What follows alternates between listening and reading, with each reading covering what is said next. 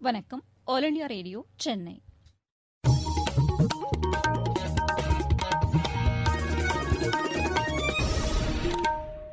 மாநில செய்திகள் வாசிப்பவர் சுதாகுமரன். தலைப்புச் செய்திகள்: தமிழகத்தில் புயல் மற்றும் மழை வெள்ளத்தால் பாதிக்கப்பட்ட பகுதிகளை மத்திய குழுவினர் இன்று பார்வையிட்டனர். மழையினால் பாதிக்கப்பட்ட பகுதிகளில் நிவாரணப் பணிகள் முழுவீச்சில் மேற்கொள்ளப்பட்டு வருவதாக மாநில அரசு கூறியுள்ளது. நிவாரணப் பணிகள் முழுமையாக நடைபெறவில்லை என்று திமுக குற்றம் சாட்டியுள்ளது. சட்டமேதை பாரத ரத்னா அம்பேத்கரின் நினைவு தினம் இன்று அனுசரிக்கப்பட்டது. ஆஸ்திரேலியாவுக்கு எதிரான இரண்டாவது டுவெண்டி கிரிக்கெட் போட்டியில் இந்தியா 6 விக்கெட் வித்தியாசத்தில் வெற்றி பெற்று தொடரை கைப்பற்றியது. இனி விரிவான செய்திகள். தமிழகத்தில் புயல் மற்றும் மழையினால் பாதிக்கப்பட்ட பகுதிகளில் மத்திய குழுவினர் இன்று ஆய்வு மேற்கொண்டனர். உள்துறை இணைச் செயலர் திரு அசுதோஷ் அக்னிஹோத்ரி தலைமையிலான இந்த குழுவினர் 2 குழுக்களாக பிரிந்து சென்னை, செங்கல்பட்டு, திருவள்ளூர் மாவட்டங்களில் பாதிக்கப்பட்ட பகுதிகளை பார்வையிட்டனர். செங்கல்பட்டு மாவட்டம் பள்ளிக்கரணை மற்றும் செம்மஞ்சேரி பகுதிகளில் பாதிப்புகளை இக்குழுவினர் ஆய்வு செய்ததாக எமது செய்தியாளர் தெரிவிக்கிறார்.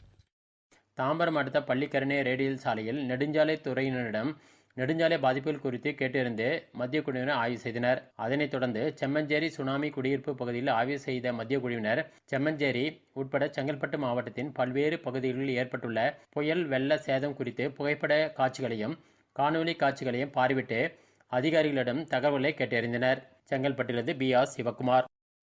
இதற்கிடையே மழை வெள்ளத்தால் பாதிக்கப்பட்ட பகுதிகளில் மீட்பு மற்றும் நிவாரணப் பணிகள் முழுவீச்சில் மேற்கொள்ளப்பட்டு வருவதாக தமிழக அரசு கூறியுள்ளது. மாநில அமைச்சர்கள் இப்பணியினை மேற்கொண்டு வருவதாகவும் தமிழக அரசின் செய்திக்குறிப்பு தெரிவிக்கிறது.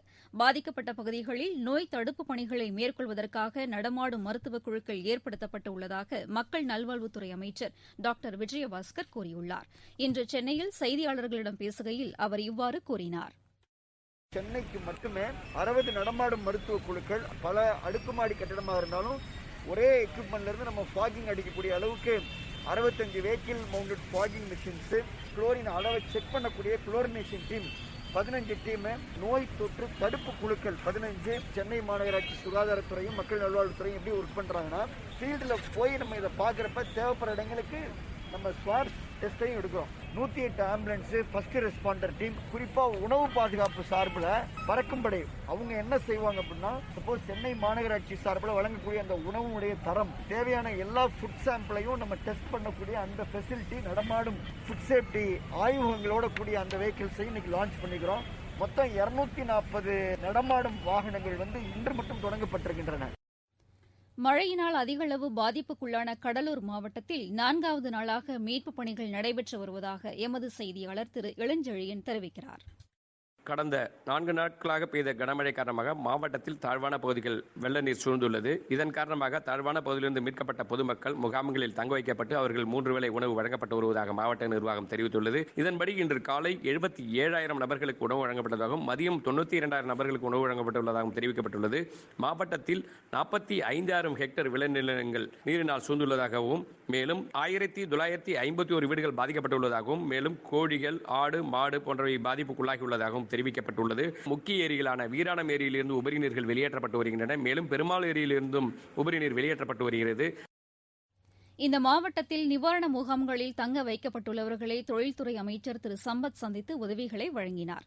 மழை வெள்ளத்தால் பாதிக்கப்பட்ட பகுதிகளில் மின் இணைப்பு துண்டிக்கப்பட்டுள்ளதாகவும் இதனை ஆய்வு செய்யும் பணி நடைபெற்று வருவதாகவும் மின்துறை அமைச்சர் திரு தங்கமணி கூறியுள்ளார்.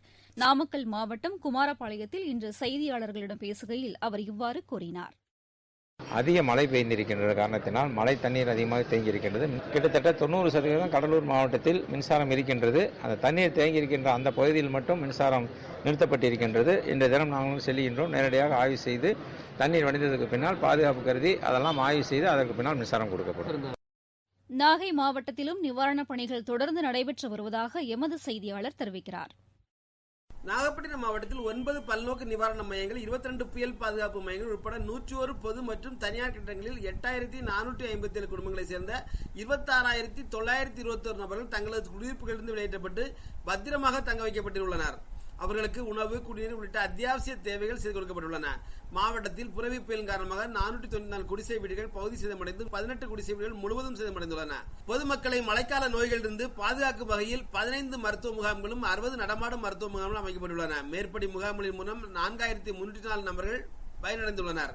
நாகையிலிருந்து செல்வன் ஜப்பராஜ். சென்னை மாநகராட்சிக்கு உட்பட்ட பகுதிகளில் மழை வெள்ளத்தால் பாதிக்கப்பட்டுள்ள 26 லட்சம் குடிசைவாழ் மக்களுக்கு இன்று முதல் வரும் 13ஆம் தேதி வரை 3 வேளையும் விலையில்லா உணவு வழங்கப்படுகிறது.